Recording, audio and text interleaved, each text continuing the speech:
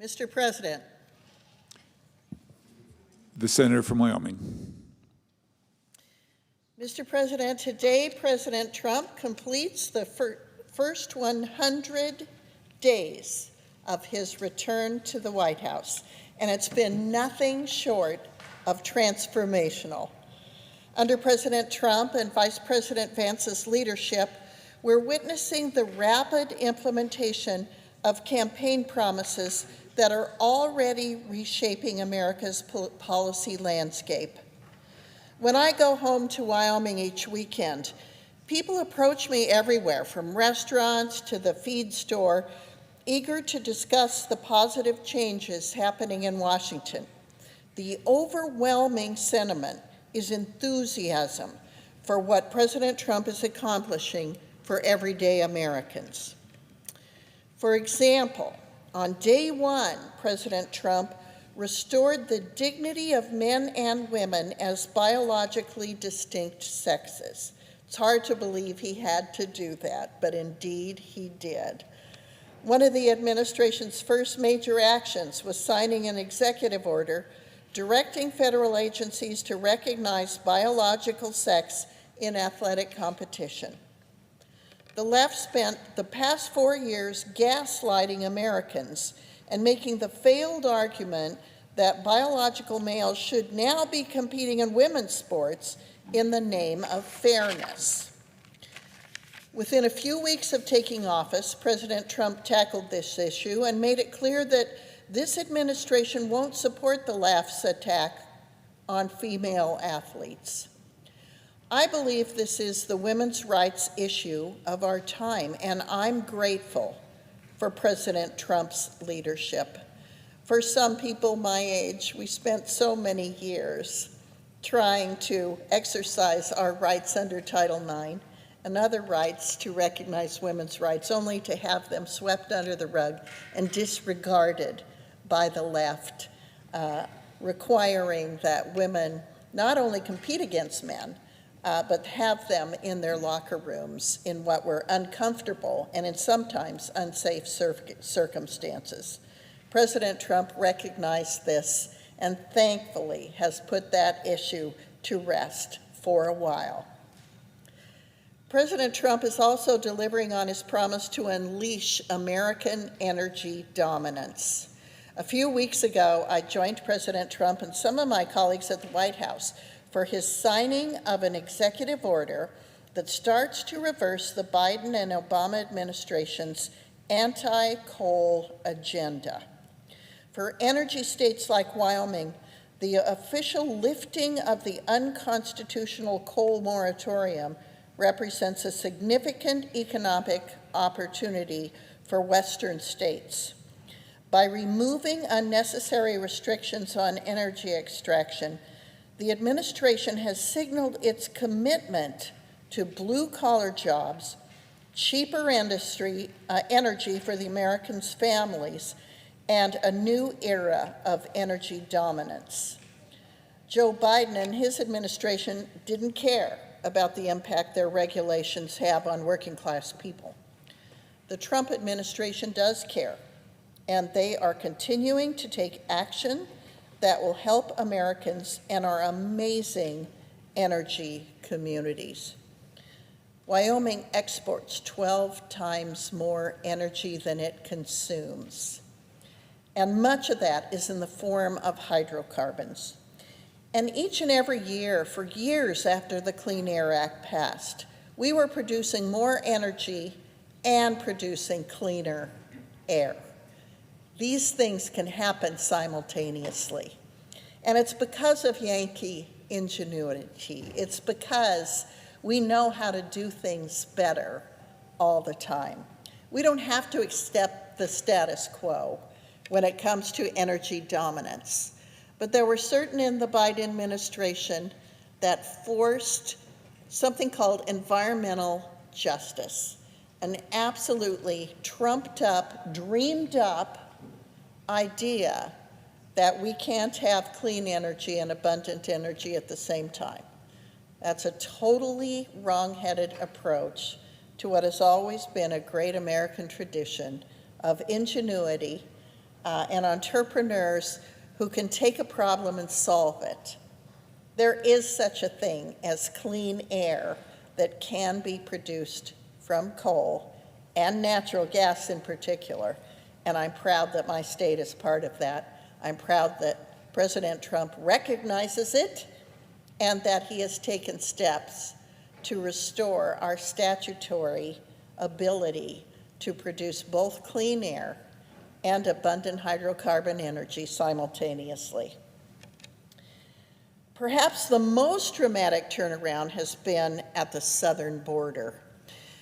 Where the Biden administration created chaos, President Trump has restored order through multiple executive actions, signing the Laken-Riley Act, ending catch and release, re-implementing Remain in Mexico, and more.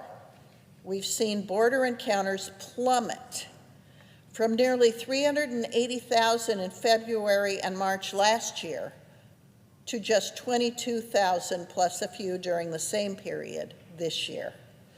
The people of Wyoming are grateful to have a president who cares about securing our border and deporting those who are not here illegally, especially those from gangs that are causing unsafe communities, horrible crimes perpetuated on the American people, all unnecessarily. If we'd only followed the laws that were in existence and the statutes that were in existence all along, those laws that President Biden ignored and that President Trump is following and implementing.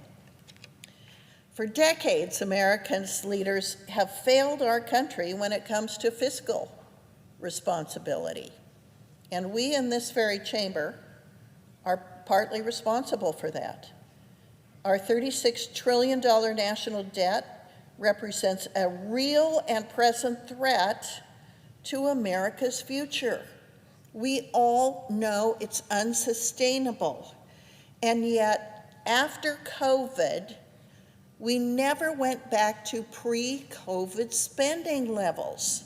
We have kept spending at post-COVID highs, even though the monies spent during the COVID years is no longer necessary in our now more growing and robust post-COVID economy. Most taxpayers don't realize their hard-earned dollars primarily service this massive debt through interest payments rather than funding national defense and essential services. That's why I strongly support President Trump's creation of the Department of Government Efficiency, DOGE. It was done through a provision in Obamacare and its subsequent ability to gain efficiencies through efforts that computers can assist us with. And nobody knows better how to do it than the people who have voluntarily participated through their expertise and ability to identify waste, fraud, and abuse using the Department of Government Efficiency and their remarkable skills with computers to ferret out waste, fraud, and abuse. Elon Musk and the DOGE team have already identified a huge number of wasteful programs and abusive expenditures that don't benefit American families. All of us should be proud in both parties that the rhetoric that we've used over the years that we're going to pay for things by ferreting out waste, fraud, and abuse, and then after elected don't even try to find waste, fraud, and abuse, has finally come to an end. That Elon Musk and his team have found true waste, fraud, and abuse in government and is identifying it so cabinet secretaries can deal with it in their respective agencies. That's exactly the kind of fiscal discipline that we value in Wyoming, that we all should value as Americans. After years of the Biden administration's unbridled hostility toward digital assets and cryptocurrency, President Trump is fulfilling his promise to lead the most pro-digital asset administration in history. And I could not be more proud. We know that we're moving into a digital future, a digital economy. It's something we should embrace. It's something we can include into a new modern 21st century economy. It's not something to fear. But it is something that cries for consumer protections and our incredible ability that we have as agencies to disclose matters that should be disclosed to investors and to allow innovation where it makes our ability to do business internationally faster, cheaper, and more responsible through the ledgers of the blockchain, incredible abilities to send money all over the world fast and inexpensively, helps regular everyday Americans avoid the tremendous friction that's in the banking system that costs taxpayers money and it costs taxpayers time and allows us to do business all over the world in a much less expensive and robust way. What a blessing to have an administration that sees the future in this way, that understands the innovation that is at our fingertips and that we can use to go forward in a true 21st century digital economy. I'm particularly pleased with President Trump's support of my strategic Bitcoin reserve initiative, which will address our national debt while securing America's position as the global leader in financial innovation.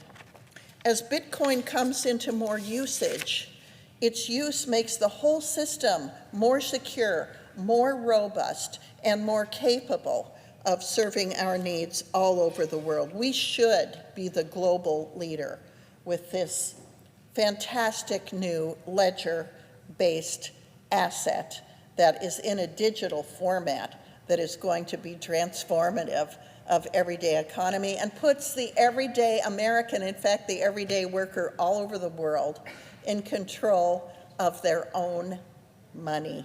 What a wonderful blessing for hardworking people all over the world to have this great new technology and to have America lead the way in implementing this wonderful, wonderful innovation.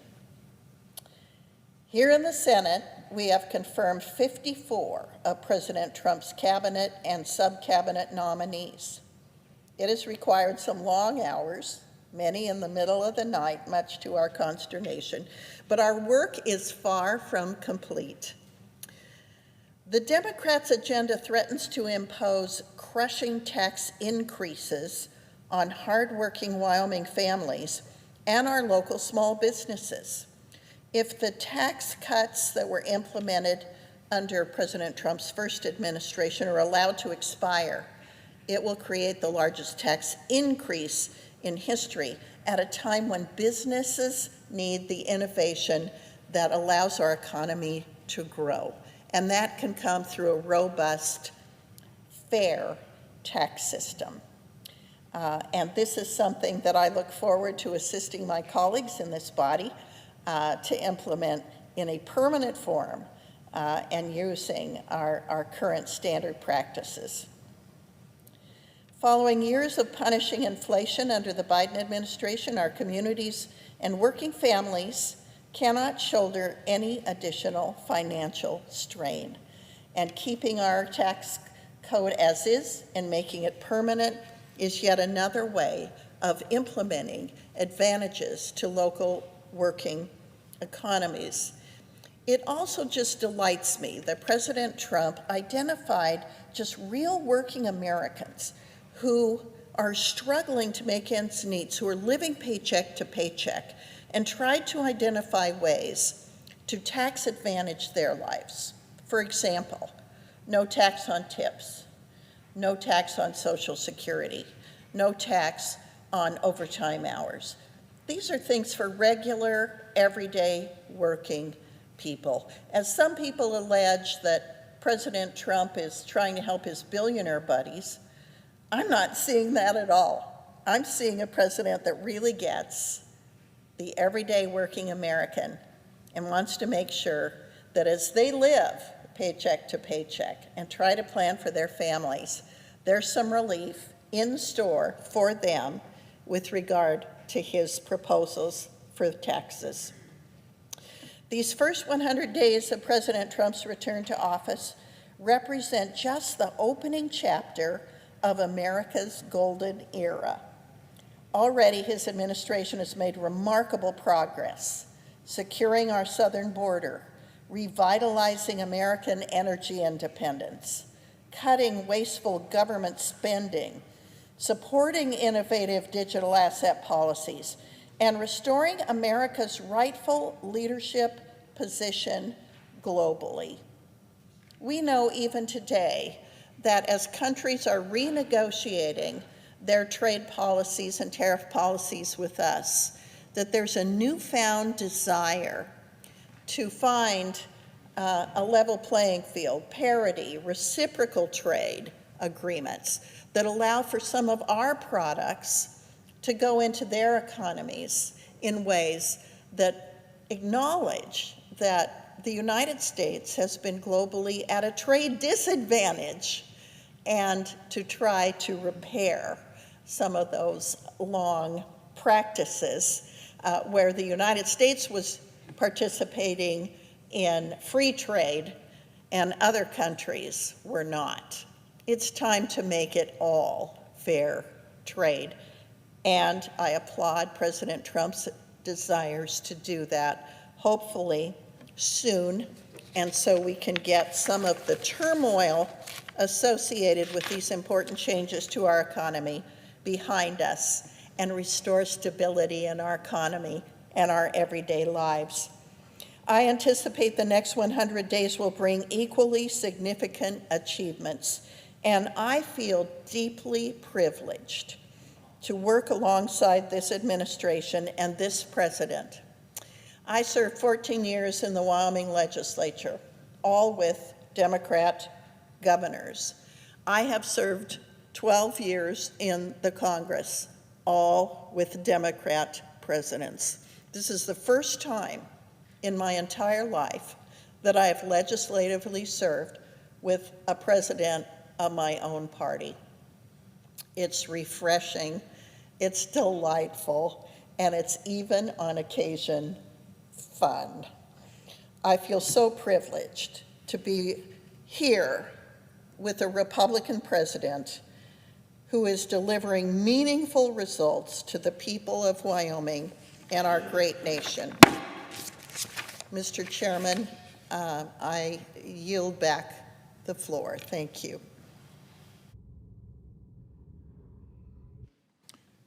The Democratic Whip. Sorry, Mr. President. Mr. President, the jury's in. At the end of 100 days, the major polling firms across the United States went out and asked the American people, so what do you think? What's your impression of this new president? What's your impression of the MAGA agenda? The results that came back don't surprise me, but they might surprise some. Overwhelmingly, on every major issue that this administration has taken a position, the American people have said, we don't like it. We're not happy with what's happening in this country today. After all the promises of the last political campaign about dealing with the cost of living for ordinary Americans, there's little or no progress to be shown for the 100 days of President Trump.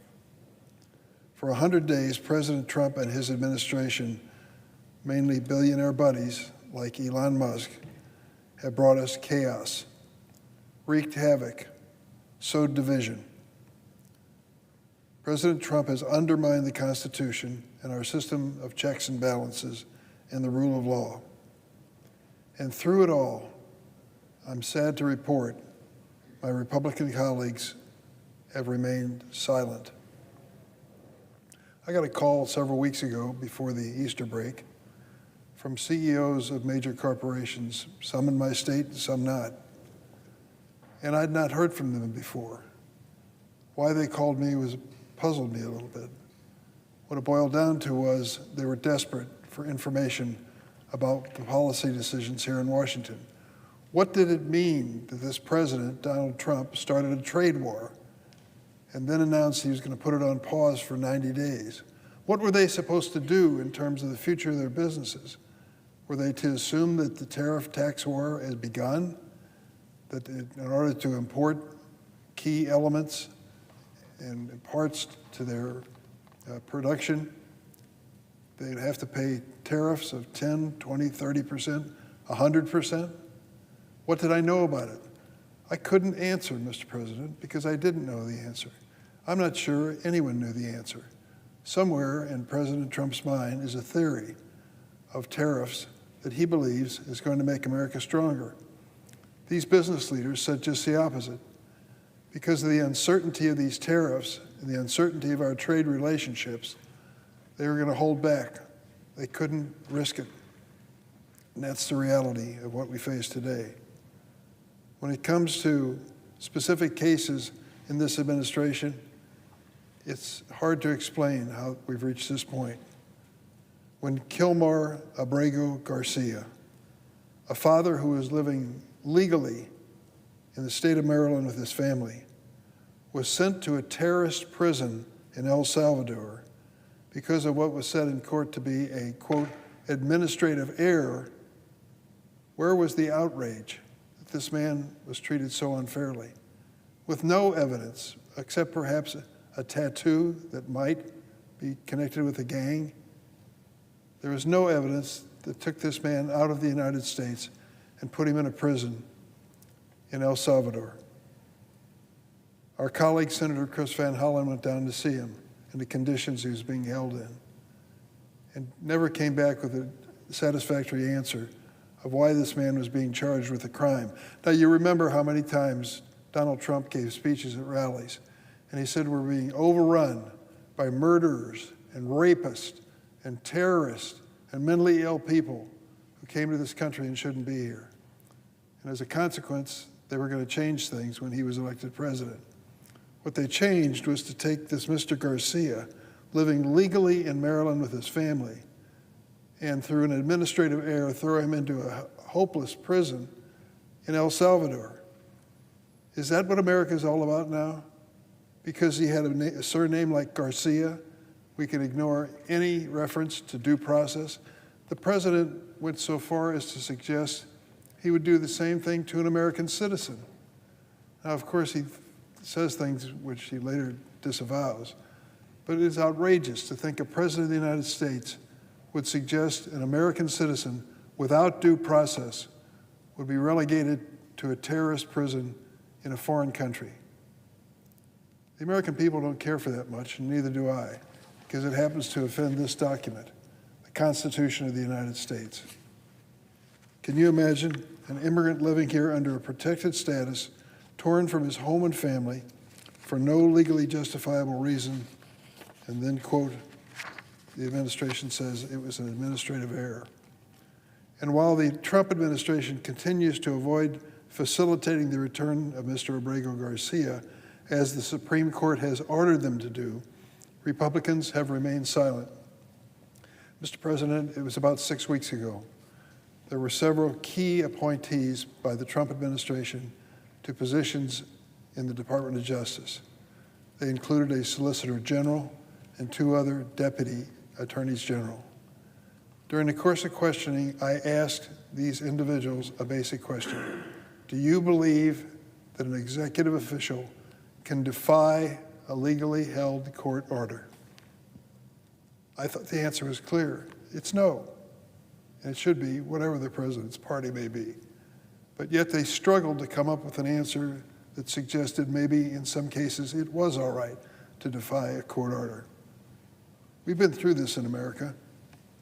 The case of Brown versus Board of Education in 1954 was an effort to integrate schools across America for the first time. Extremely controversial decision, and several other decisions followed from it. But there was a legal court order for that to happen. And in order to move forward, you have to start by obedience to the court order. You can criticize it within the realm of ethics, and you can even appeal it, but you can't ignore it. And yet these officials headed for the Trump Department of Justice wanted to equivocate on the answer. Who came to my rescue on my argument? A Republican senator from Louisiana, John Kennedy, who came in and addressed the three nominees and said, let me make it clear to you, and I paraphrase him, I think accurately, your options with an illegal court order are to be critical within the bounds of ethics and to appeal the decision if you disagree with it, but you have to obey that order or resign your official position. That was as clear an explanation as I've ever heard. But under the Trump administration, they believe they are above the law, as some do. Or take Donald Trump's ill-conceived, mindless tariff tax war, which I mentioned earlier. Global markets plunged when he came out with his proposals in the beginning of April. It wiped out trillions of dollars of wealth from the stock market and will cause Americans to suffer from higher prices and smaller export markets. The advice which many people are giving to those who are worried about their IRAs and 401ks is don't look at them. Don't look at the balance. You're going to be too depressed when you see it. And it's because of the chaos in the Trump White House when it comes to our trade policy and economics. While their constituents saw their retirement funds drain and grocery bills skyrocketed, sadly, my Republican colleagues remained silent. Rinse and repeat this cycle. Donald Trump threatens to withhold federal funds from higher education institutions to coerce them to give up their constitutional rights.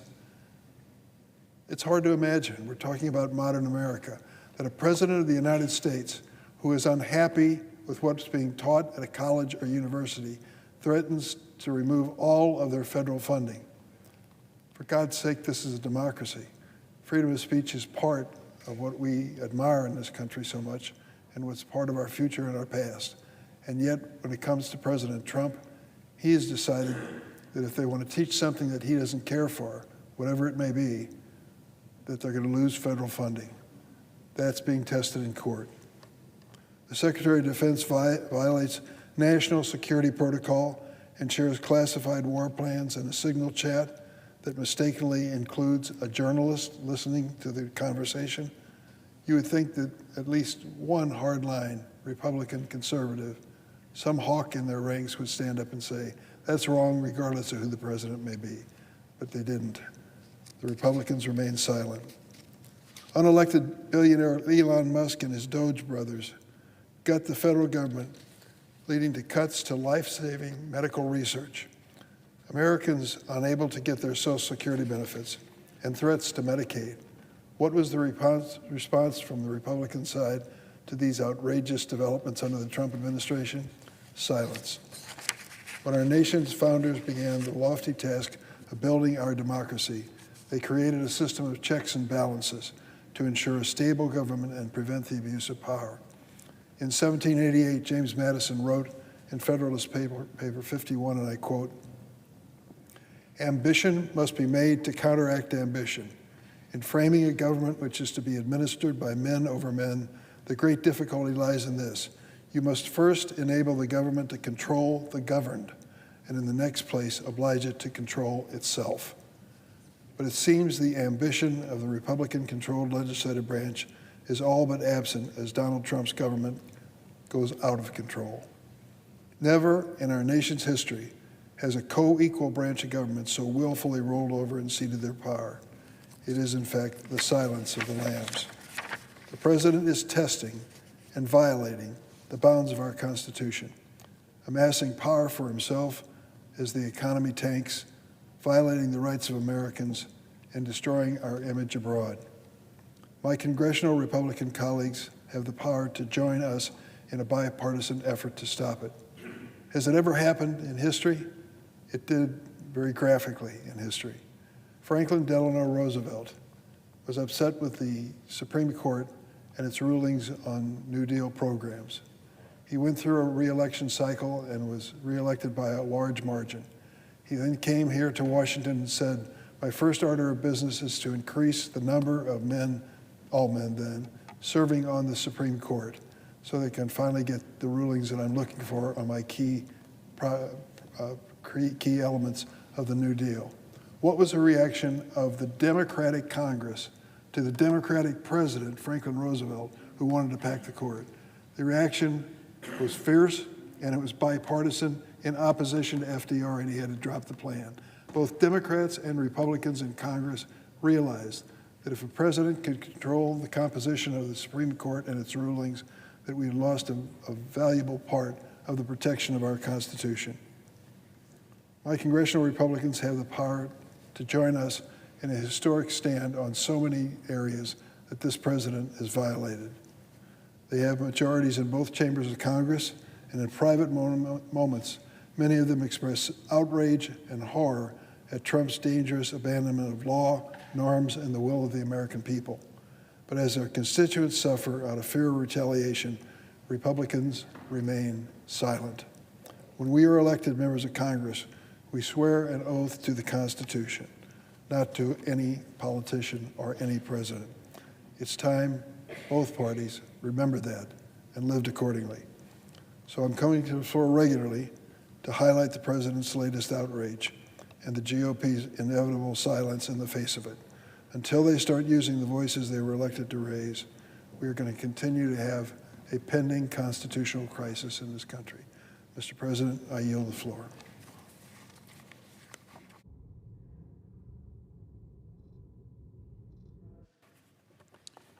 The senator from Vermont. I totally support the comments of the minority whip. It's 100 days.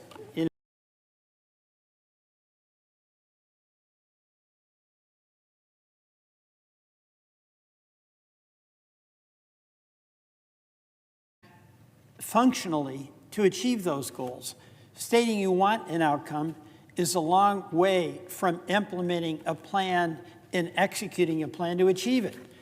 And there is no plan. There is absolutely no plan. Let's talk first about DOGE. DOGE is about supposedly getting rid of waste, fraud, and abuse. Now, there's not a single member of this Congress who is in favor of waste, fraud, and abuse. But if you're going to do that, you look at a department. What's its goal? How is it achieving it? Where is it coming up short? You do a plan, you do an assessment, and you do a plan. What DOGE did was essentially get the personnel list and then send out emails to every fifth or sixth person saying you're fired because you did a lousy job. So it is not at all on the level. It is not at all on the level. And as a result, the real goal becomes revealed. It's not to eliminate waste, fraud, and abuse. It's to eliminate USAID. It's to eliminate the Department of Education. It's to eliminate the Social Security response team. That's what's going on. And the challenge for us, and this is bipartisan, is whether we as an independent branch of government want to look at what's before our very eyes and address it or simply ignore it. Let's take the other so-called plan that's going to make us rich, more revenue than we can ever deal with. And that, of course, is the tariffs. The tariffs, Mr. President, are going to be seen by historians as the absolute worst economic blunder in the last 100 years. Whether you're a farmer in Vermont or in Utah or in the Dakotas, these tariffs are hammering you. Most of our farmers on the northern part of the country, we import our fertilizer. We import, in many cases, grain to feed our animals from Canada. This tariff is going to hammer farmers who are already contending with what farmers every year have to contend with. Very tight margins, the will of the weather. This is having real impact on them. In Vermont, we had roundtables with people from various industries. How are these tariffs going to affect you? Number one, what tariffs? What are they today? Supposedly they were 25% yesterday, then they're suspended, then they're back on. They apply to this part but not that part. No possibility of anybody making a plan in order to run their business. But across the board, and by the way, these are folks who came in and are affected by the tariffs. They're not Republicans or Democrats or independents. They're really folks just trying to make a living, and they may have their political preferences, but what they're talking about is the real world impact of these crackpot tariffs that are on again, off again with the president. But some of the folks that spoke, small business owner, Jason Leventhal, founder of J-Ski, said, this is essentially a tax on the consumer, something the administration won't acknowledge itself. Mimi Buttenheim, president of Mad River Distillers, tariffs radically affect our manufacturing arm by raising the price of raw materials. Jen Kimmich, co-founder of the Alchemist Brewery, we don't know how they're going to affect us. We just know they're going to affect us. John Lacey, CEO of Burton Snowboards, one of the global enterprises founded in Vermont by Jake Burton and Donna Carpenter. How can you navigate the playbook if you don't know what the rules of the road are? It's a fair question. And it's a question that the administration, that President Trump feels he has no obligation to answer. So this goes on and on. You've got the economic issues, the tariffs. You have the attack on institutions. USAID is a good example. And it's a vulnerable target because there's a lot of misinformation about USAID.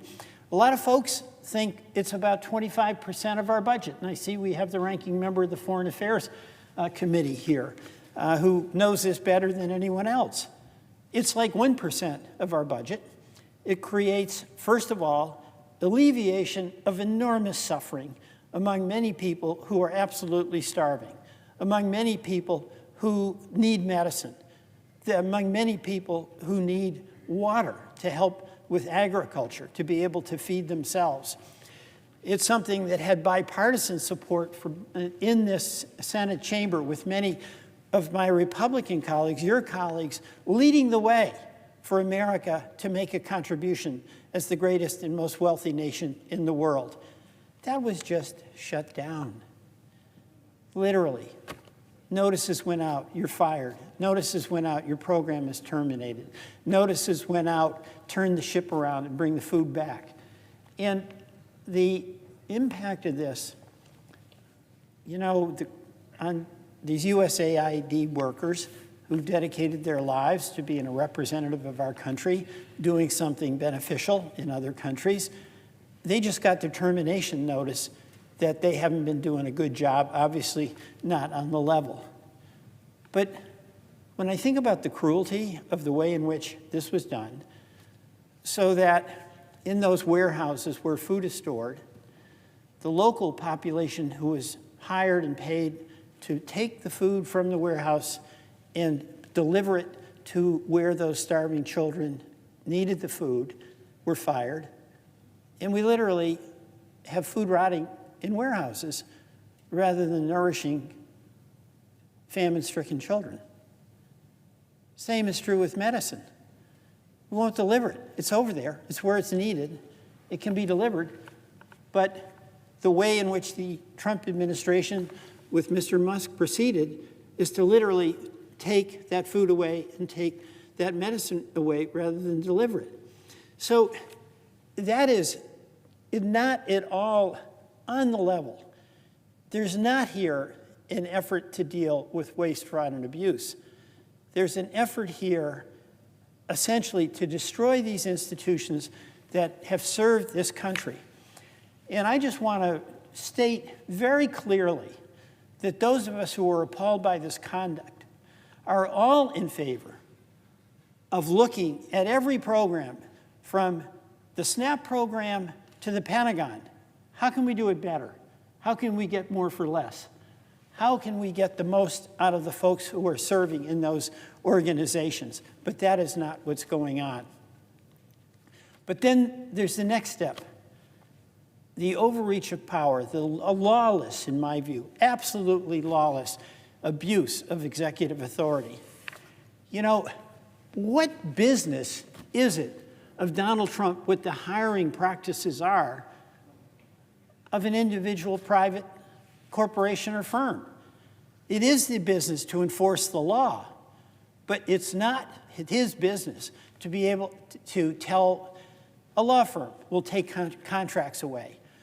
It's not his business to be able to tell a law firm, since you had somebody who represented the government in a case against Trump or some Trump person or ally, that we're going to punish you and not allow you, in fact, into a court building or get access to the secure information that is necessary to defend somebody who is in court. This is a complete overreach and extension by the president, essentially to impose his own will, not enforce the law, but to enforce his will as he arbitrarily wishes. What sense does it make that because of his vendetta about higher education, that instead of addressing those concerns and having discussions, he literally takes away billions of dollars of research that has gone not just to Harvard, an eminent, our oldest institution, but the University of Alabama, the University of North Carolina, where you have people who, to our benefit, have dedicated their lives to scientific research. That because the United States government has provided support for research and development, we've had cures for terrible diseases. But if they don't do what Donald Trump says, he'll take away grants that actually have legally been transferred to these academic institutions, destroying research and development. It's this arbitrary use of power beyond enforcing the law, but having the Trump vision of what he wants be the law. And this brings me to the point that the minority whip was making. You know, this is not just a question for each of us as a member of the U.S. Senate to decide when has the executive overreached. It's about the obligation we have in both parties to uphold the constitutional system of checks and balances. As many people have said, James Madison made the clear point that absolute power is the biggest threat. And if it's in any single branch, it has the capacity to bring down the entire structure of democracy. Now, why is that important? It's important not just because democracy is a form of government we're taught as young people to revere and to be proud of, that we have this oldest democracy in the world. It is because democracy is the tool by which the citizens in Utah and the citizens in Vermont, who may have very different points of view on a whole number of important issues, have that right to have a seat at the table, to have a discussion about how do you resolve these differences. And if we don't stand up for that, it means there is going to be a small circle of well-connected people around President Trump who make all those decisions and make it from the framework of what's best for them as opposed to what's best for all of us. That's the real threat here. And that is happening. You know, the fact that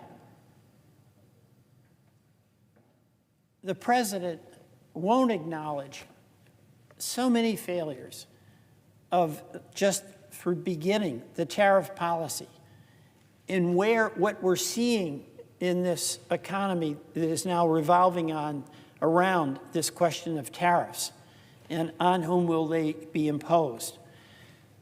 What you're seeing is that if your Apple computer and you were at the inauguration, you can call up the Treasury Secretary, you can call up the President, and you can point out that these tariffs are going to have an enormously negative impact on Apple.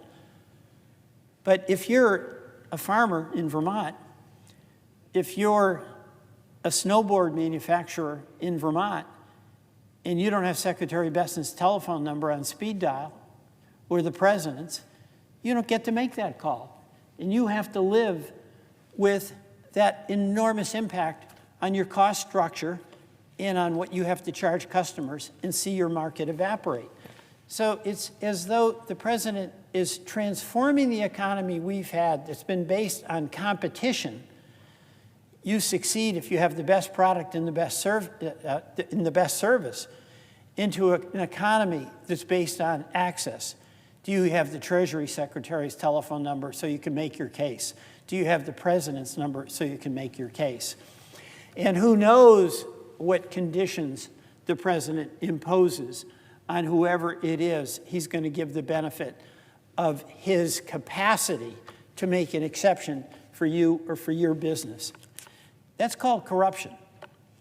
And the worst thing that we can do is to inject as a material factor in the way the economy works a corruption that is based on your ability to get special treatment because you've made campaign contributions, because you've made certain other concessions, because you look the other way. And that's what that's what's happening right now. You've got an administration that in the name of waste, fraud, and abuse is destroying institutions. You've got an administration that based on an assertion that tariffs will make us rich is causing inflation, causing enormous business uncertainty, and is ultimately going to lead us into a recession. You've got an administration that has now weaponized the Justice Department, the FCC, governmental entities where, yes, they have a very important responsibility to enforce the rules and regulations, but where their targets are cherry-picked for political reasons. And that is very damaging to the long-term well-being of our country and our democracy. So, Mr. President, it is time for this Congress to make an assessment of our obligation to the citizens we represent. When is enough enough? When has the executive gone too far? When is it that all of us should heed the pleas of the businesses, the enterprises in each of our states about this chaotic and very destructive tariff policy? When is it we will say no more to an executive pushing his weight around with private law firms, private employers, with our universities, and telling them unless they do it his way, they'll pay an enormous price in lost governmental funding or access to things that they need. In my view, 100 days of giving a lot of rope and a lot of license to the executive is 100 days too many, but it's not too late for us as Congress to stand up for the separation of powers, the balance of powers, and the prerogatives of the United States Senate and the United States Congress. Mr. President, I yield the floor. President. The senator from New Hampshire. Mr. President, 100 days ago, our nation was safe and our economy was considered the envy of the world.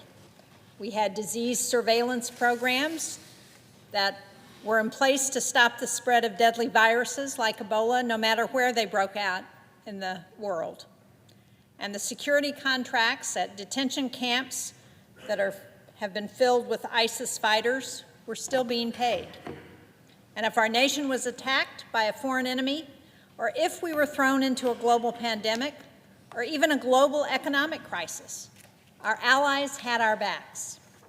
They had our backs because they knew that in their darkest hour, the United States would stand with them.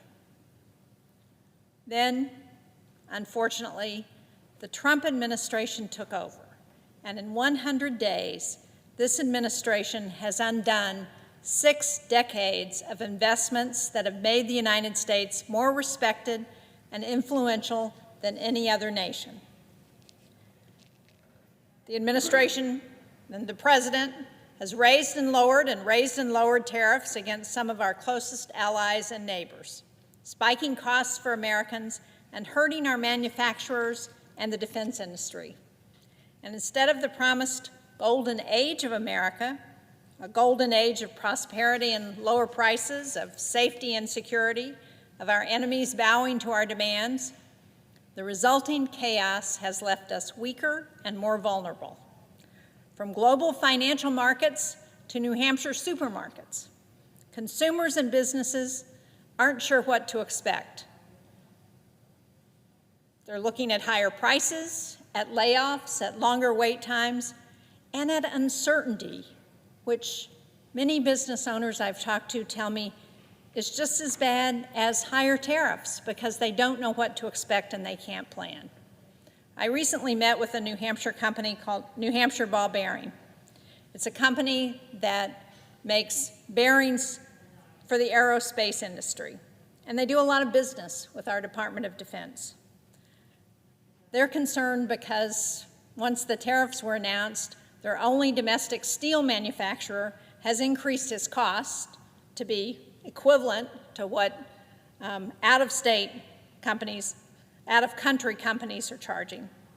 But worse than that, they said that their lead time for steel that they use for the aerospace industry and for our Department of Defense has gone from 20 weeks to 2.5 years. I mean, think about that.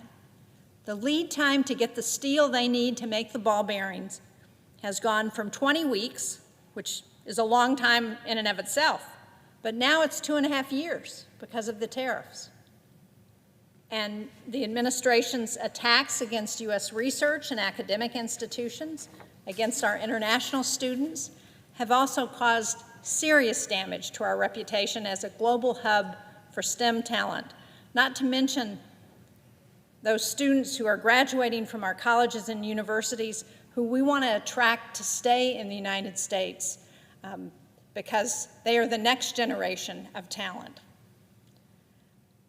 The policies of this administration have left us more vulnerable to the spread of deadly diseases like Marburg and Ebola. They've crippled our response to disasters like hurricanes in the Caribbean as we enter what is expected to be an active hurricane season. And just today, the Secretary of Defense said he would end the Women, Peace, and Security program at the Department of Defense.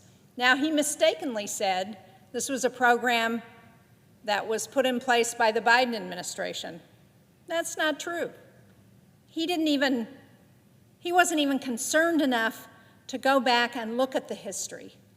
This is legislation and it is a law. It is not a rule. It is a law that we passed in 2017 during the first Trump administration. I know because I sponsored it. The House sponsor was our current Secretary of Homeland Security, Kristi Noem. It had support from our current National Security Advisor, former Congressman Walz, and it was bipartisan legislation.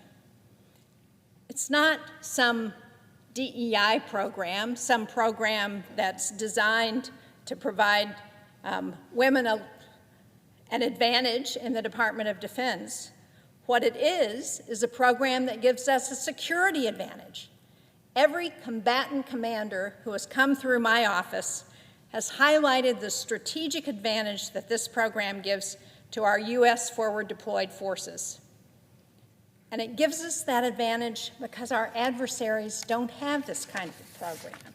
And one of the reasons we passed it in the first place is because what we know from the data is that when women are at the table in a negotiation to end conflict, that the negotiations that are agreed to have a better than 30% chance of lasting 15 years or longer because women are at the table.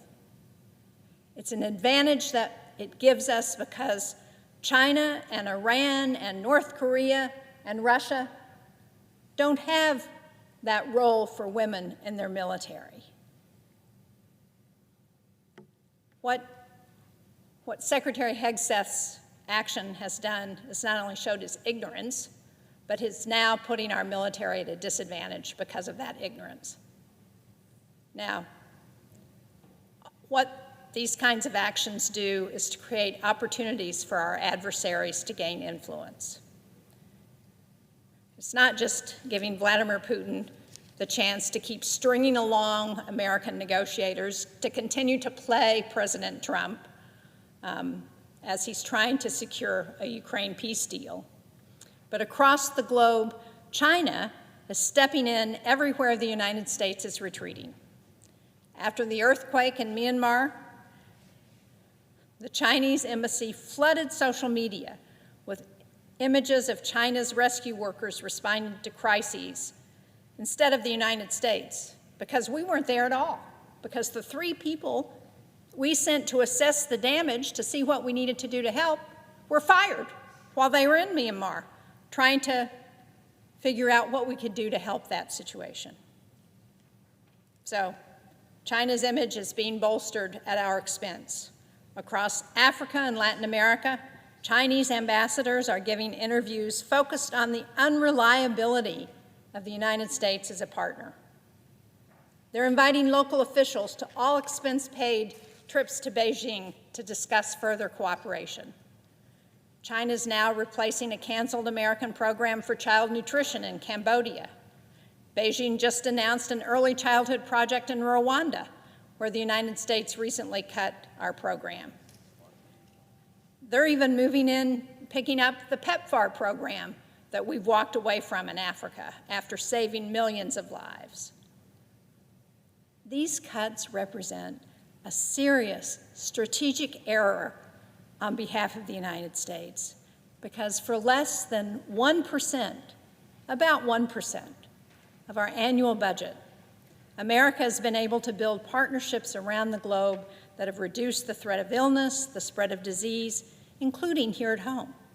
Because thanks to these programs around the world, we've nearly eradicated polio, we've cut malaria deaths by half, we've saved 25 million lives from HIV/AIDS, and these successes strengthen America's reputation on the global stage. They help counter our adversaries' influence, and they help us here at home, because it means that diseases like bird flu don't reach America's shores where they are now. It means that we can track those diseases. So whether it's through its mismanaged trade war or deliberate weakening of U.S. standing overseas, the administration is facilitating China's global rise. That's why, as the ranking member of the Senate Foreign Relations Committee, I'm committed to working with my colleagues on both sides of the aisle to preserve the vital programs that we need to keep our country safe. I'm committed to speaking up for American families and small businesses who have been shouldering the burden of higher costs because of President Trump's trade wars. So, I know he's not listening, but I call on President Trump to reverse course, to spend the next 100 days fulfilling the promises that he made during his campaign, promises to make our nation safer, to make it more secure, to make it more prosperous. Mr. President, I yield the floor.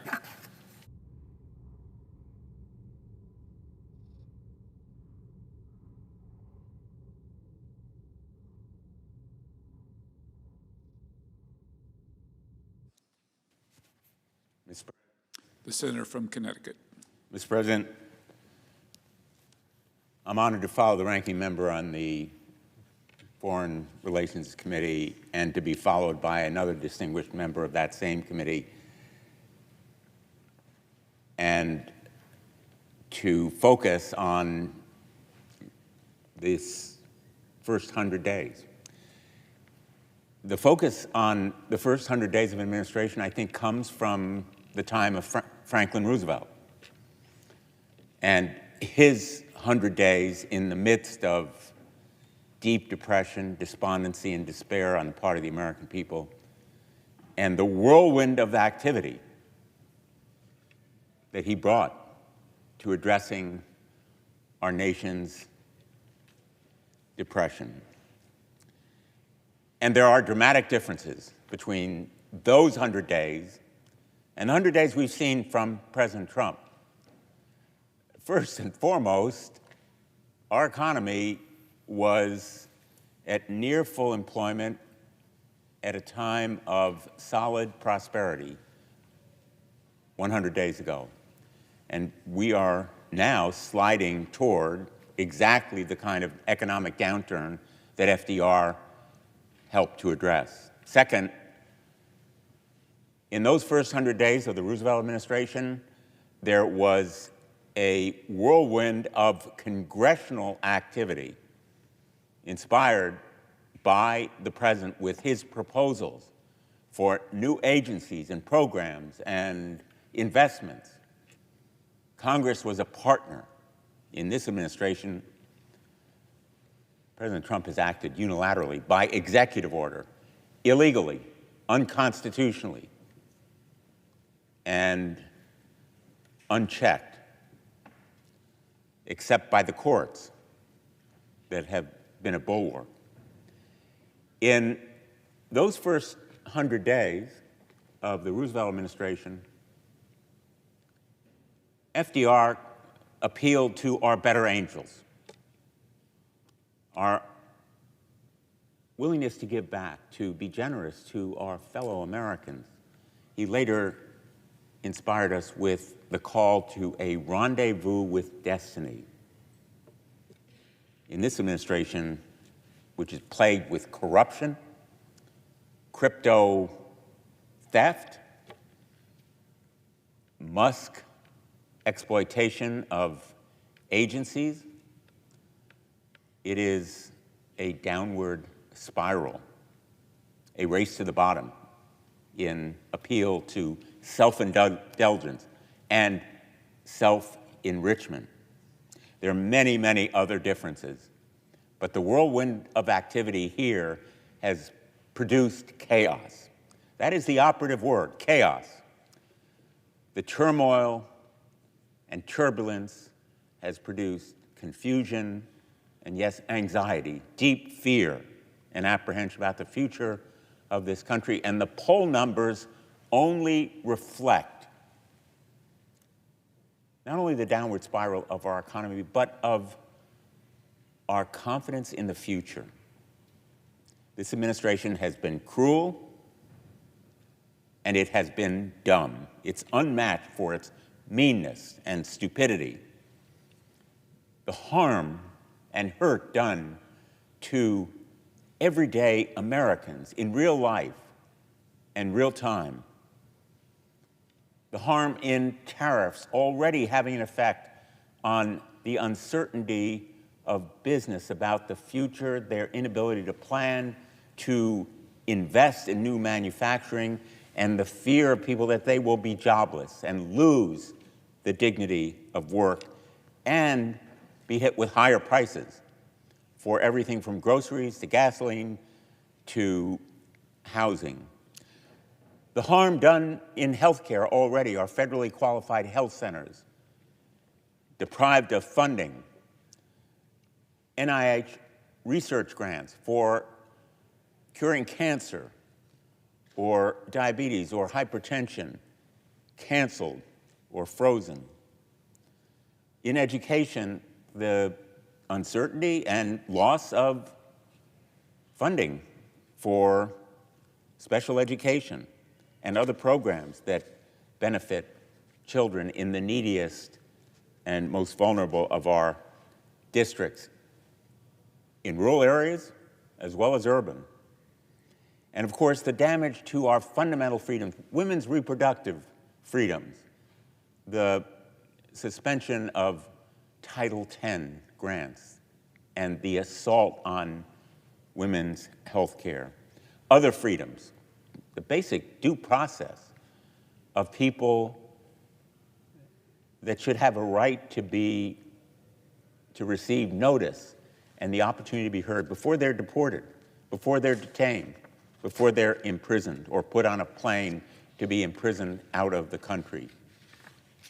basic fairness and due process rights that involve also the president intimidating law firms with threats that they will be denied access to security clearances or even to go onto governmental property, intimidation and threatening our universities, supposedly in the name of anti-Semitism. Nobody hates anti-Semitism more than I do, but I despise using anti-Semitism as a pretext or a guise simply to attack people or institutions because they disagree with a public official. We live in a time when the rule of law is under threat, perhaps as never before in my lifetime, and the cause of freedom all around the world is in jeopardy. Ukraine has been betrayed. This nation has switched sides to the enduring and deep detriment of our standing in the world, our reliability as a partner and ally. The harm may be irreparable. We must stand with Ukraine. We now have more than 60 co-sponsors of a Russian sanctions bill that I've been proud to lead with Senator Graham. It is bipartisan, evenly divided in co-sponsorship to send a message to Vladimir Putin. We are going to hit you, and we're going to hit you hard economically if you continue to stall and string along America, if you continue to play the president. But Donald Trump has been a seemingly willing partner in being played by Vladimir Putin, his bro, his role model, perhaps. Nobody has a stronger right to claim credit for preserving our freedoms in the past and now than our veterans. And they have been betrayed by this administration. For our veterans, it's been 100 days of chaos, of cruelty, stupidity, anxiety on their part, and apprehension. 100 days of decisions made about their health care and their benefits. They were promised health care. They were promised benefits. And now this administration is breaking those promises, not by coming to Congress and asking for a rescission or change in the PAC Act, which we passed in a bipartisan way, but simply firing the people who are supposed to approve those claims to PAC Act benefits for veterans who've been exposed to toxic chemicals or burn pit. And an administration that has fired already 2,500 of those dedicated VA employees, close to 1/3 of them veterans themselves, thousands from the federal workforce generally, close to 30% of them are veterans as well. And make no mistake, every one of these days has been a time of crisis for those veterans. Since day one, the administration has systematically shortchanged and betrayed veterans with its policies. They have not only fired that 2,500 in reckless mass terminations of probationary employees, our young workforce, starting out on jobs, our VA future. And some of them dedicated multi-year employees who've just been promoted and therefore are in those new positions on a probationary basis. They've been promoted because they were good at their jobs and dedicated, hardworking, and they've been fired. That's why I have proposed the Putting Veterans First bill that would put those veterans back on the job, all of them from the VA, put those veterans back on the job from the federal workforce, and make sure that anybody who is terminated in the future gets a right to a personal, individual evaluation, not just fired because Elon Musk wants to meet certain numbers or apply an algorithm or have his tech bros pick out randomly, arbitrarily, names from a list. There are 83,000 of those VA jobs on the chopping block. The approach of this Secretary of the VA, of Elon Musk and Donald Trump is fire first, plan later. Fire first, evaluate later. I'm disappointed that so many of my Republican colleagues are seeking to minimize or diminish the human impacts of these cuts, because I am hearing from veterans, just as I am from people in Connecticut and all around the country. I went to Michigan just last week to talk to folks there. Those human impacts are heartbreaking because these actions are heartless. And they are impactful, not only on the incomes of these people, but on their self-worth, their sense of dignity. They've devoted their lives to caring for veterans. And now, with the sweep of a hand, they get the back of a hand from Elon Musk, who has never, ever even thought about wearing the uniform of the United States military. And these human impacts include world-class researchers who are looking into how to predict stroke risk among veterans. Enrollment of veterans into clinical trials for advanced cancer delayed because of the VA's hiring freeze. Openings for new clinics that have been delayed because the VA can't hire the necessary staff to open their doors. The VA mental health staff forced to conduct counseling sessions in open cubicles without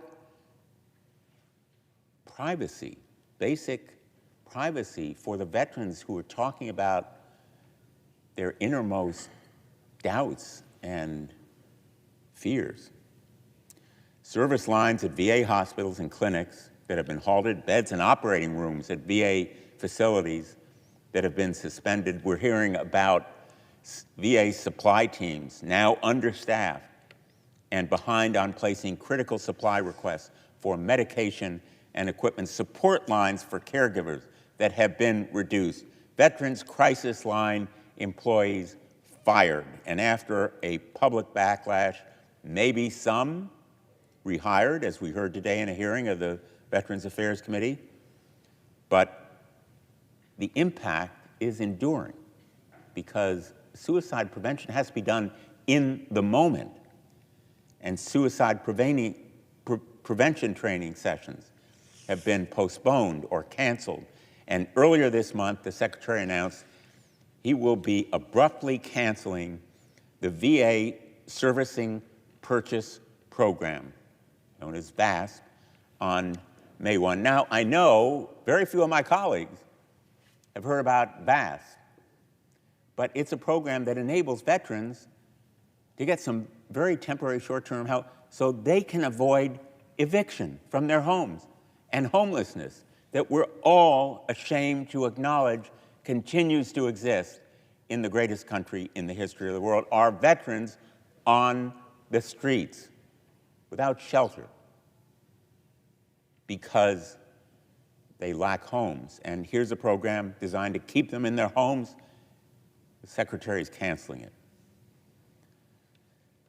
With housing more unaffordable than ever and veterans losing their jobs, I am at a loss, total, absolute loss, to understand how he can cancel a critical program that helps veterans undergoing financial hardship to stay in their homes. I challenge the Secretary of the VA. I challenge the President of the United States. I challenge my colleagues across the aisle, instead of saying yes blindly to Elon Musk when he says slash and trash the VA, fire those thousands of people, end those programs. Look at them not as waste, but as an investment. And yes, if there's waste, let's eliminate it. But as the national commander of the VA, Veterans of Foreign Wars, said to us in one of our hearings, when he was wounded in combat, the surgeon who took the shrapnel out of his arm did it with a scalpel. He did not cut the arm off with a chainsaw. Let's give up Elon Musk's chainsaw. And if there's waste, do it with a scalpel. These first 100 days have been disgraceful and shameful, cruel and dumb, deeply un-American. These VA employees are the ones delivering health care to the people we love and revere. And to my colleagues across the aisle, I just want to remind you in closing, this is a moment that will define you, your careers, your reputation. It is a moment of profound historic challenge that has been recognized with massive marches here in the nation's capital, in Connecticut, around our state, New London, New Haven, Westport, New Britain. I've been to many of them. Veterans are one of the most powerful voices in our country, and I urge them to use those voices and their faces to say, we need the PACT Act. We need veterans' health care. We need to fulfill our promises. As the VFW Commander Al Lippert said at that hearing, apply pressure and stop the bleeding. These heartless and heartbreaking cuts, firing, freezes are un-American. My Republican colleagues who have been almost entirely silent, please do the right thing. Our country has made a sacred promise. Our duty as members of Congress is to keep our promises. I yield the floor. Madam President. Senator Coons. Madam President, in 100 days, what can a president accomplish? In the last 100 days, President Trump has made Americans less safe, less prosperous, and less free. He has chosen to move us in a direction at home and abroad that is the opposite of what those who voted for him expected, and that is aligned with what those of us who worked against him feared.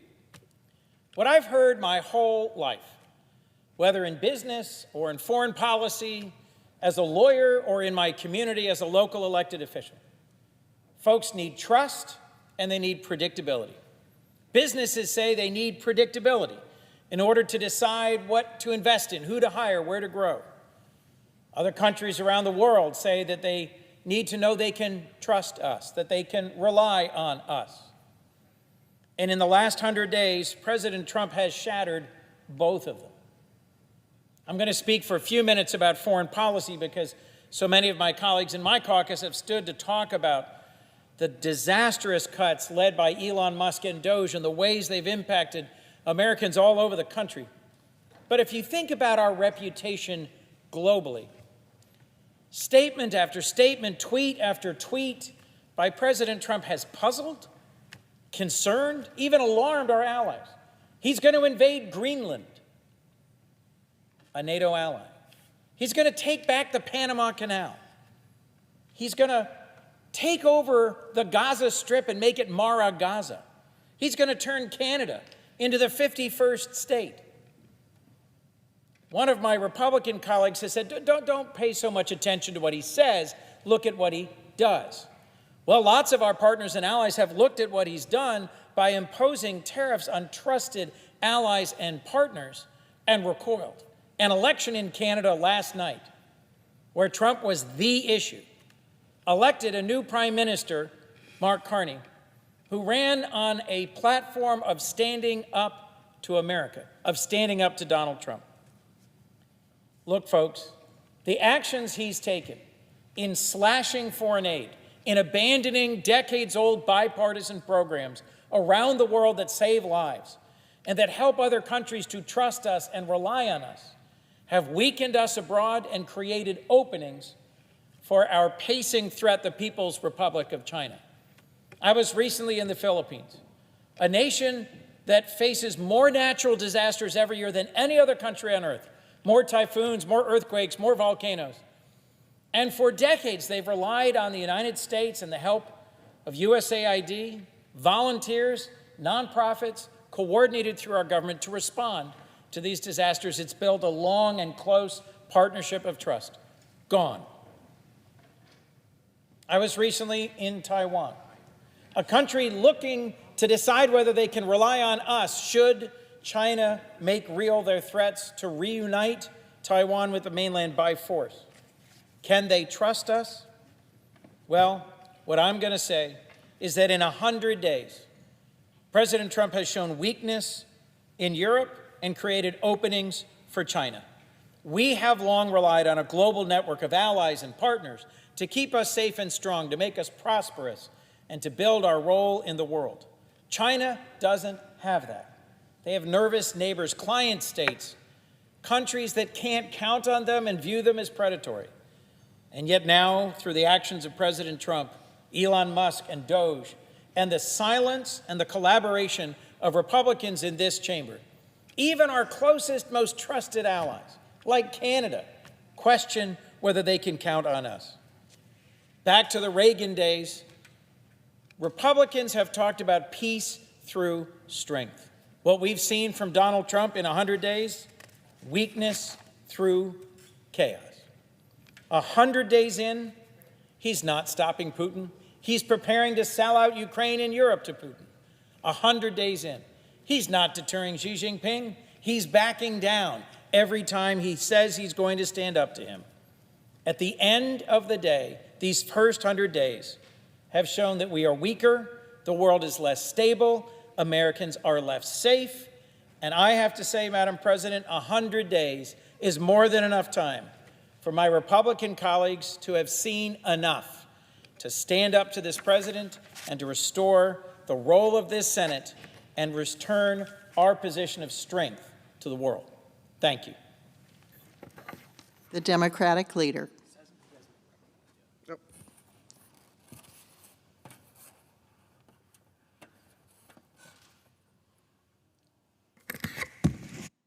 President. Senator Schumer. And first, I thank my colleagues, the ones I've heard so far, Senator Blumenthal, Senator Coons.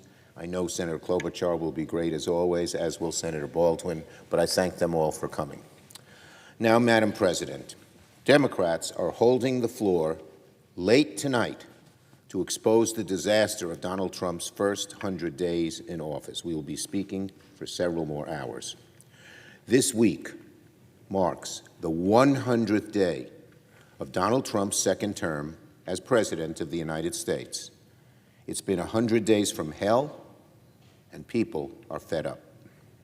100 days in, the legacy of Donald Trump's second term is already set.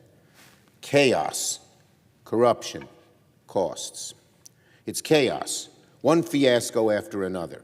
1 minute Donald Trump and his people say one thing, then they say the opposite, then they say something else entirely. Nobody ever seems to know which way is up, and many of them just lie outright to the American people. It's corruption.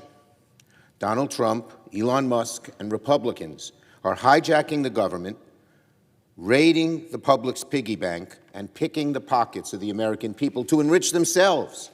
These billionaires are using the government to even make more money. It's despicable. We've never seen anything like it, like the level of corruption and self-dealing in America before. MAGA grifters are getting rich off meme coins, and the White House lawn has been turned into a Tesla dealership. It makes Americans cringe. This is not the American way. This has not been a hallmark of our history. And maybe most of all, Madam President, it's been 100 days of costs.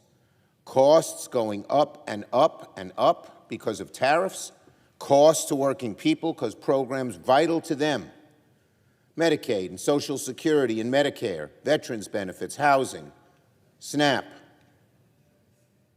are being threatened or even already taken away to some extent, and it will be a greater extent once we see their reconciliation bill. So Donald Trump promised a golden age on the day he took the oath of office. What Americans are learning instead is fool's gold. Americans got corrosion, erosion, and rot.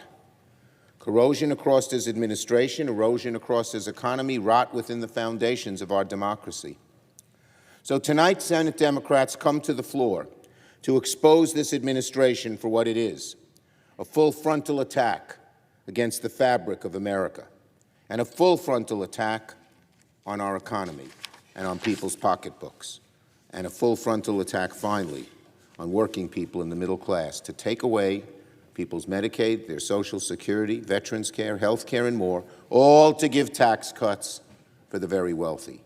Another way to describe this administration: billionaires win, American families lose. There's a cabal of very greedy people who run the White House. They're rich. They have no understanding of what average Americans go through. And they plunder the government and then slash programs that we so desperately need for average families, all for tax cuts for the rich. And there's a second thing they're doing. They're destroying the guardrails of government. They're destroying every part of anything that opposes them, all so they can take more money away from working people and give it to themselves. So let's talk about it. First, and most urgently, maybe, one, they're all very urgent. That's the only reason I say maybe. But first, 100 days of Donald Trump have meant 100 days of rising costs. For months before he became president, Trump promised that if elected, costs would go down, that America would be affordable again. Well, prices haven't gone down, quite the opposite. Groceries up, gas and energy prices up, clothing, cars, homes up. What about retirement savings? Down. What about consumer confidence? Down. In fact, consumer expectations are at their lowest level in over a decade. The stock market, on pace for its worst 100 days of any presidential term since Nixon. What happened to Donald Trump bragging about the stock market, like he always liked to do? Not much to brag about these days. No president in history has promised more on day one and delivered less by day 100 than Donald Trump. In record time, the president has turned his golden promise into an economic ticking time bomb. It gets worse every day. He's trying to call it progress. He says to people, Americans won't mind paying more. That is the arrogance of a billionaire. The arrogance of a billionaire. Thanks to Donald Trump's stupid trade wars, which have failed to rein in countries like China, CEOs and small business owners are warning about rising prices, empty shelves, disruptive supply chains. We urge national retailers to be honest with their constituents, with their customers. I urge national retailers, when you post prices online for your products, show the consumer exactly how much tariffs are adding to the total price. Eggs would have been cars would have been X dollars, but now they're X plus Y dollars. Show it to the American people, because it's hurting you, retailers. Don't let them blame you. They should be blaming Trump. To be honest with your customers. Show them exactly how Donald Trump's tariffs are making prices go up. Americans deserve to know who's picking their pockets. And smaller businesses shouldn't take the downfall of Donald Trump either. His policies are forcing them to an impossible choice. Hike your prices or risk shutting down your doors. On Long Island, a small business owner told me she is losing sleep over tariffs. She proudly voted for Donald Trump, but told me she's seeing her costs rise 30%. She was frustrated. Frustrated the president she supported put her whole business, which she put everything into, at risk. Donald Trump's tariffs are a MAGA double whammy. Not only are they eating at the people's bottom lines, his chaotic approach makes it harder for people and businesses to plan ahead at all. You're a business. You don't know what he's going to do 2 weeks from now or 5 weeks from now. So you don't spend, you don't build a new plant, you don't hire the new worker. Small businesses have to cut back because they don't have a cushion. Every business is getting clobbered by Donald Trump's chaotic tariff policy. And even if Donald Trump ended Trump's tariffs tomorrow, the damage is already done because leaders don't know what he's going to do next. It's not just the tariffs, the prices, and recession. Americans are worried about the costs of cutting to their health care, cutting their Social Security, cutting Medicaid. They're going to slash Medicaid. All across, I was in 6 of the Republican districts in New York State last week. All 6 had Democrats, Republicans, independents frightened to death about what will happen if Medicaid is cut. They could lose their jobs. Elderly people could be kicked out of nursing homes. Health care would diminish for everybody. And when they cut veterans, they're cutting the health care of veterans. These people who served us are told, go away. And the cruelty with which they're firing people in the VA and other agencies. I know one woman, she was a former veteran. She served our country, risked her life, got injured, got helped by the VA, and then decided to work there. She saw the good work they were doing. She loved her job. She didn't get paid that much, but she loved helping her fellow veterans. One night, Friday night, she comes home, and on her computer is, "You're fired. Don't show up at the office until further notice." This woman was distraught. Why was she fired? What did she do wrong? What of her services serving the veterans at the Buffalo VA home? What services were not needed, were superfluous, were waste? There were none, just cruelly fired. Only an administration that exhibits a meanness, almost a viciousness, would do it. But that's what Trump, Doge, and Musk and all their henchmen who work there are doing. So this is just a terrible, terrible 100 days for anyone who depends on Medicaid, and that's a huge number, tens of millions of people in America. And there's also chaos in so many other places. Every single day, Donald Trump's administration lurches from one crisis to the next. For all their talk of bringing back meritocracy, their administration seems addicted to chaos and incompetence, hardly meritocratic.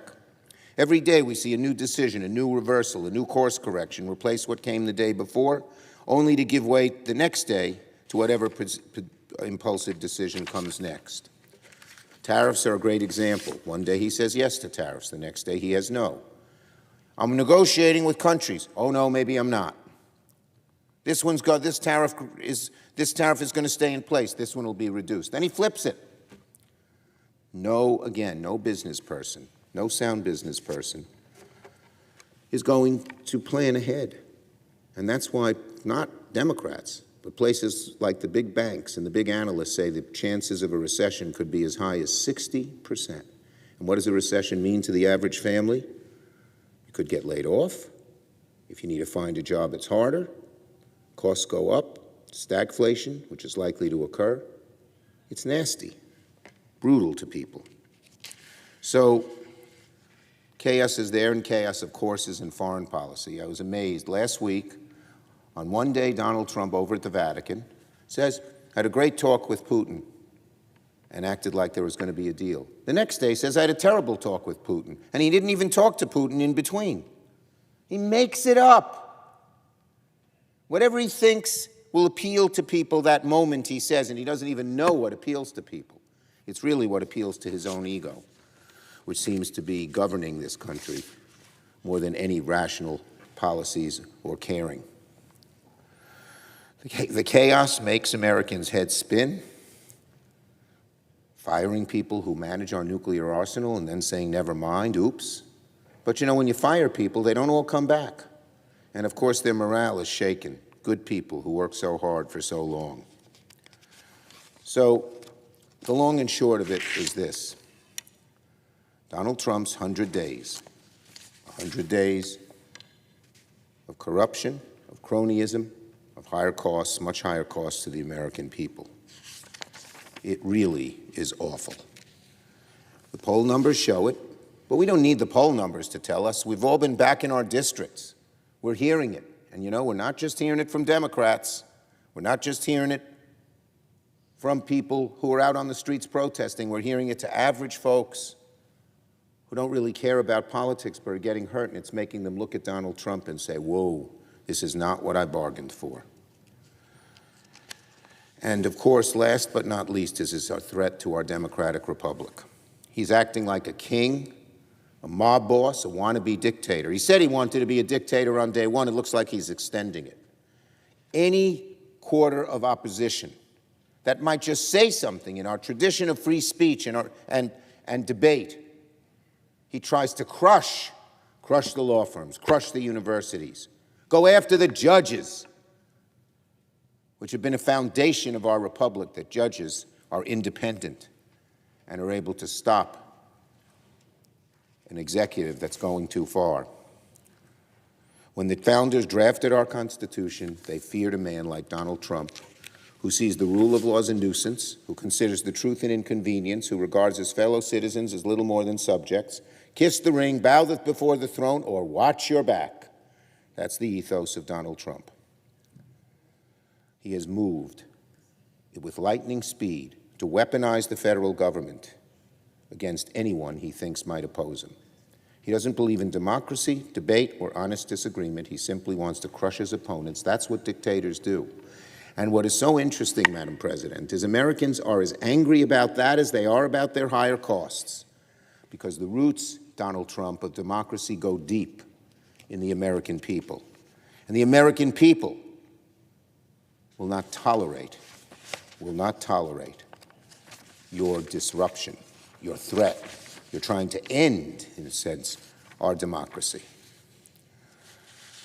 So the good news is this. Donald Trump's destructive agenda has one great weakness: the American people themselves. Most Americans vehemently reject the path which he's trying to take our country, on costs, on chaos, on corruption, on democracy. The American people are not giving up. They're standing up. They're organizing. They're resisting. And Democrats are standing with them, shoulder to shoulder, and with our country. So as America marks the 100 days of the worst president of our lifetimes, I ask Americans to look at this administration for what it is: a full frontal attack on the core elements of what makes America truly great. The rule of people over kings and oligarchs, the rule of law, not the dictates of an authoritarian, respect for the rights of all people, respect for all people, and a commitment to promoting the general welfare for the whole, not cruel and cheap scapegoating. So let us commit ourselves, all of us, Democrats here in the Senate, against this administration, and to uphold the core values, the principles of this beautiful nation, which we must fight to preserve and protect. I yield the floor.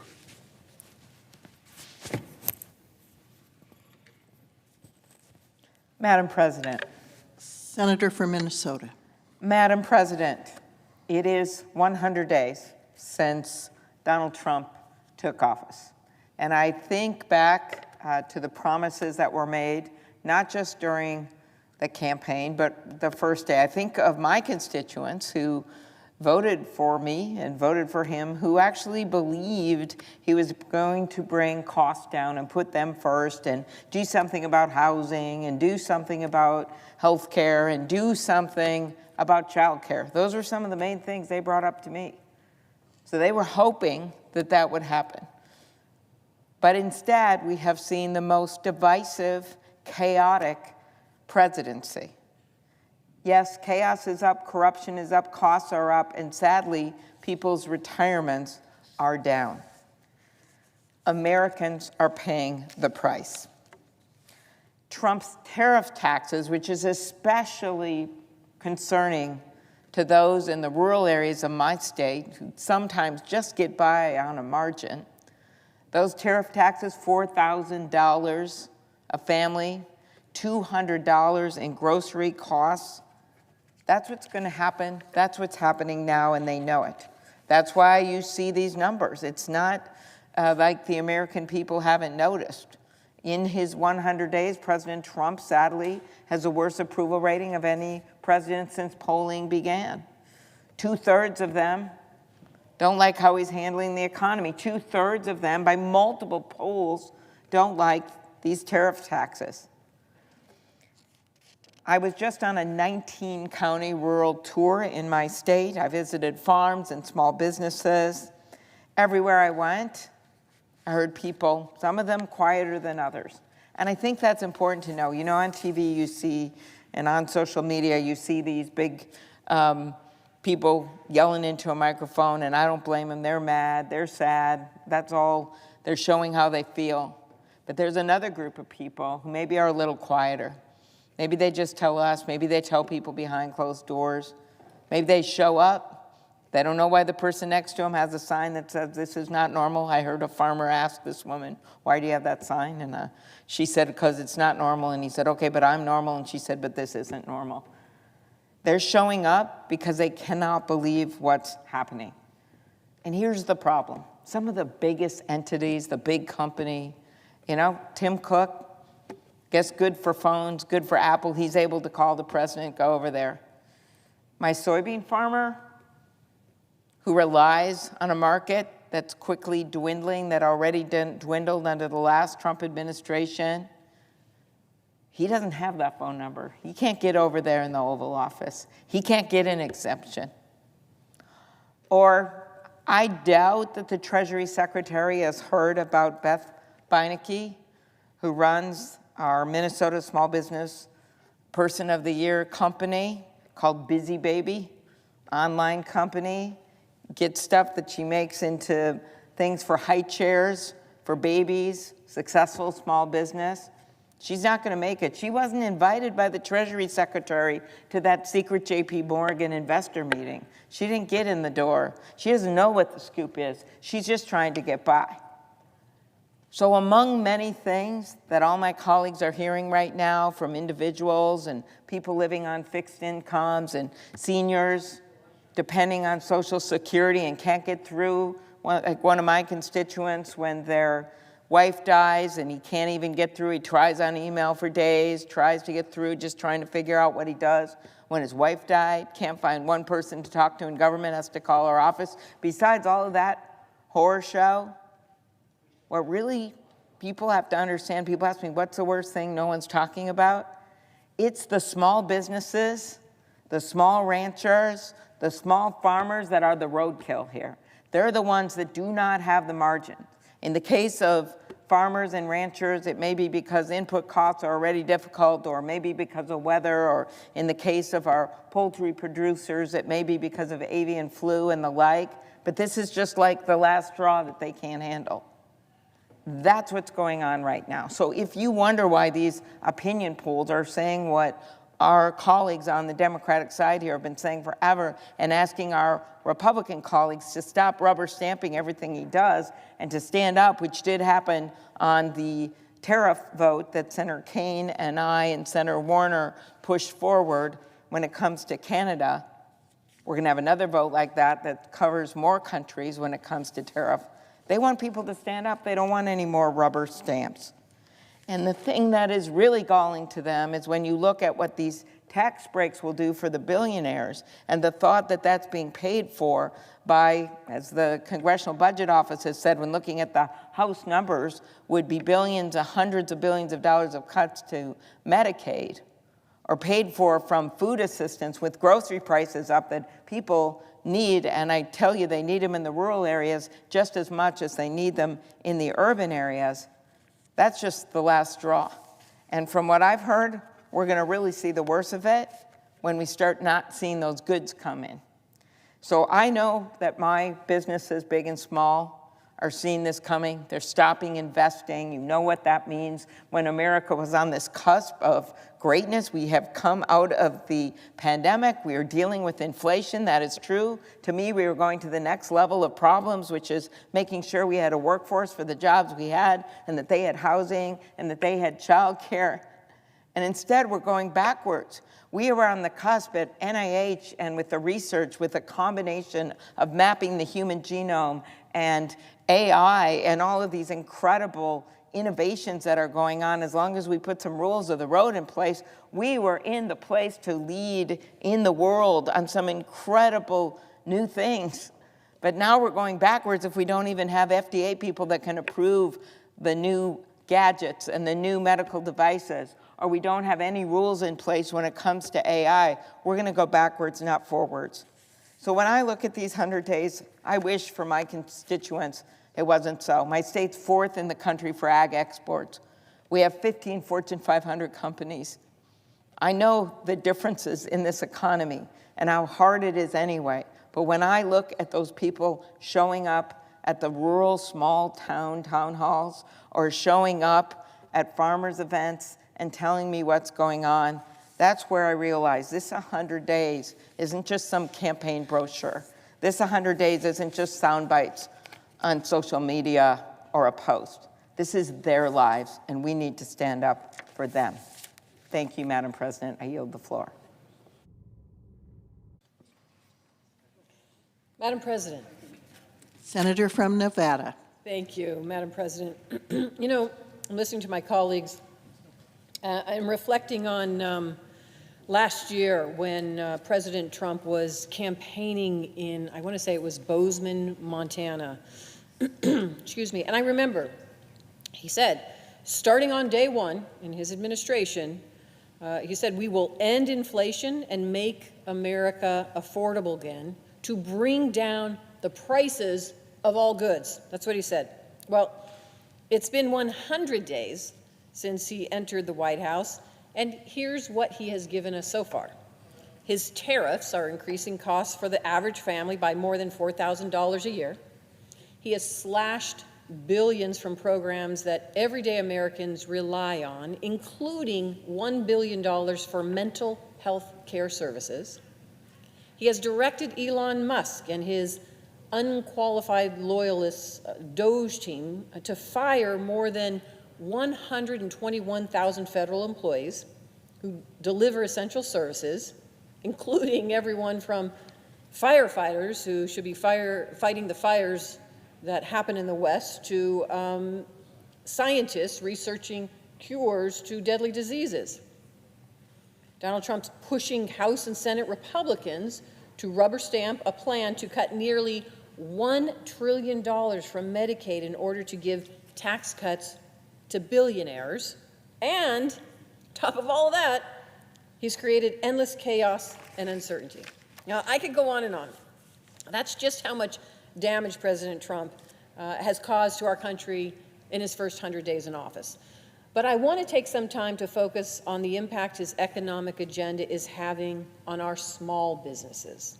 I'm from Nevada, where there are almost 300,000 small businesses. And these are mom and pop shops, they're entrepreneurs, they're the lifeblood of our economy, and are part of the fabric of every community across this country. And it's these small businesses that are bearing the brunt of President Trump's destructive tariffs. Now, don't get me wrong, I believe that targeted tariffs on our adversaries can be a useful tool to protect American jobs and our national security. But these blanket tariffs are just the opposite. These last 2 weeks, a while back home in Nevada, I got a firsthand account of what small businesses are dealing with because of these tariffs. I've heard concerns and visited with 3 small business owners in Las Vegas, Wani, Santi, and Kristen. Separate business owners, all 3 of these women own shops that serve specialty drinks and incredible food to Nevadans, from coffee and boba to tacos. In Vegas, as you may know, travel and tourism are the backbone of our economy. When people come to Las Vegas, they don't just visit the Strip, they go to Chinatown, they go to the Arts District and all over the valley to patronize our small businesses. For many business owners like Wani and like Santi and like Kristen, their margins are already razor thin, and tourism is key to meeting their bottom line. But because of President Trump's blanket tariffs, we're already seeing a decline in visitors coming to Las Vegas. Whether people are staying home because they don't have the room in their budgets for a vacation, or international tourists are choosing other destinations, Trump's economic agenda is threatening to crater our $2 trillion tourism economy. That hurts small businesses. And when they can't keep up because costs are rising, because they have fewer patrons, or because of the higher cost of importing their supplies, these small businesses are forced to raise their prices. They don't want to have to, but they're forced to raise prices and pass the burden on to customers, everyday Americans. It is just unsustainable. And the same sentiment is echoed in the northern part of our state. In Reno, I spoke to Mark. He's a small coffee shop owner who is already asking himself how he can continue to navigate everyday operations amid this uncertainty. He doesn't want to have to pass higher costs on to his customers. But if Trump's erratic tariff agenda continues, he may have no choice. Trump says Americans must accept short-term pain for long-term gain. But what is there to be gained if hardworking Nevadans have to close the doors of their businesses? You know, I think to myself, if it's only been 100 days, how much damage is he going to potentially cause in the next 100 days? In the 1,361 days left in his term. It's been 100 days, and small businesses across the country may soon be faced with having to close up shop. I think about what's going to happen to my small business owners, the one I just talked about, Wani, Mark, Santi, Kristen, and the others. Will they make it through the rest of Trump's term? I don't have the answer. But I hope, and I ask my Republican colleagues to join me in protecting these small businesses and families from these harmful tariffs. If I'm hearing it in my state, I know my colleagues, you're all hearing it in your states as well. So if there is an opportunity to work together, please don't rubber stamp Donald Trump's harmful agenda. Let's work together so we are actually working on behalf of American families and ensuring that these small businesses can keep their doors open. Thank you, Madam President. I yield back. Senator from Wisconsin. Madam President, I rise today to reflect on the last 100 days and the unimaginable amount of havoc and harm President Donald Trump has caused for Wisconsinites. Now, while on the campaign trail, and even once in office, the president made a staggering number of promises. Promises to end wars on day one. Promises to lower costs at the grocery store on day one. Promises to make health care more affordable. And the list goes on and on and on. Look, I was on the campaign trail and listening to Wisconsinites at the same time as Donald Trump was. And truly, I get why he was making some of these promises. Wisconsin families were facing high prices. Workers felt like they were being ripped off by their big corporation employers. Democracy felt broken as voters' voices were drowned out by special interest money. And people were sick and tired of endless wars. Mr. Trump claimed he had the solution. Well, so far he has broken these promises and literally betrayed the American people. But here's the kicker. Donald Trump not only broke these promises, but many of the things he promised to fix, he has actually made worse.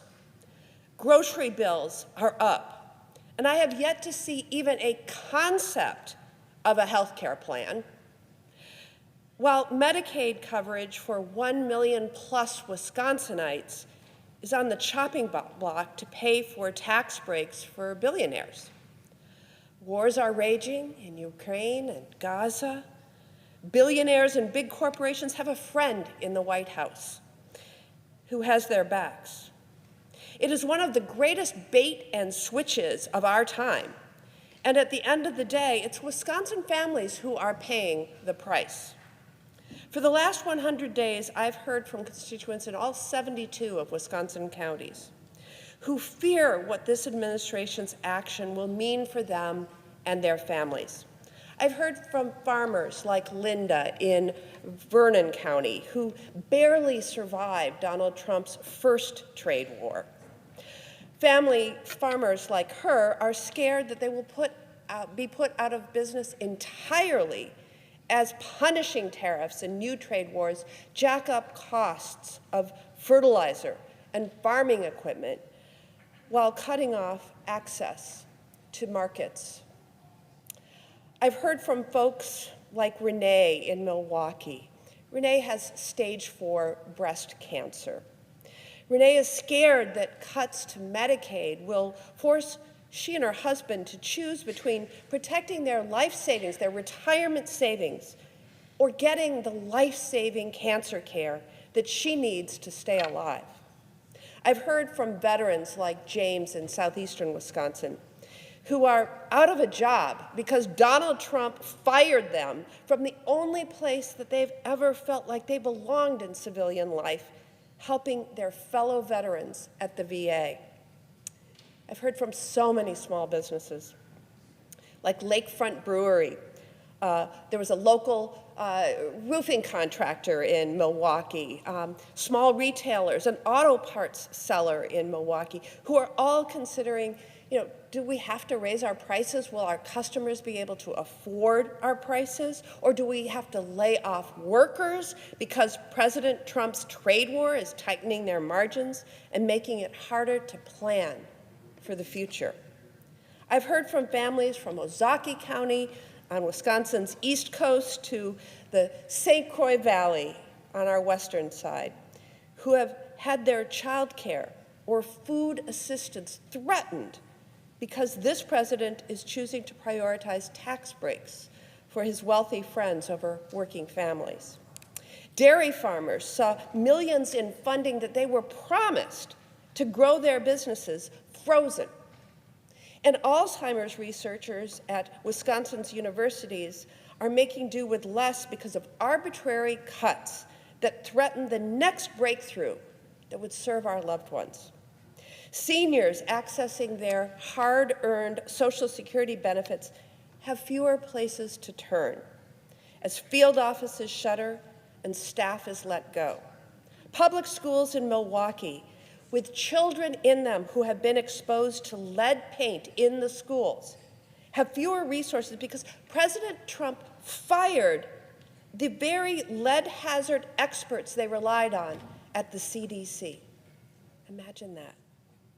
I hear it from constituents every day calling my office.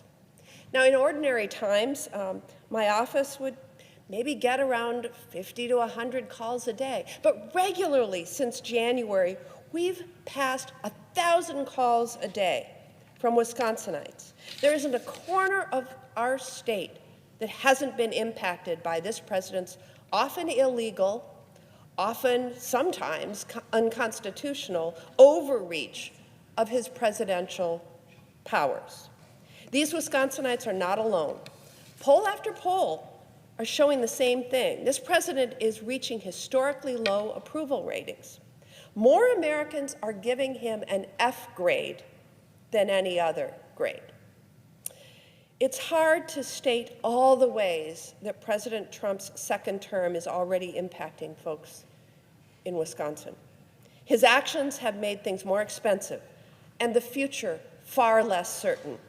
Whether you are a Wisconsin farmer or small business owner, veteran, senior, or just a family looking to make ends meet.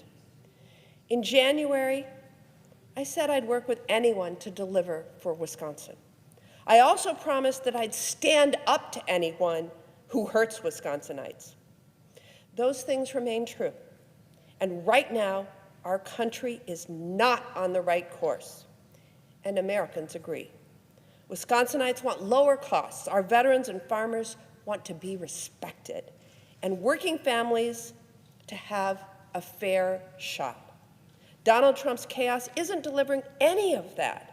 And it's about time Congress step up and act as a true check and balance on this president before it's too late for our economy, working families, and the future of our nation. I yield.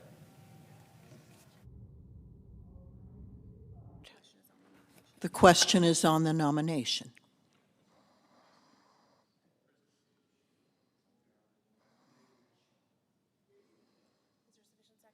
Is there a sufficient second? There appears to be. The clerk will call the roll. Ms. Alsobrooks, Ms. Baldwin,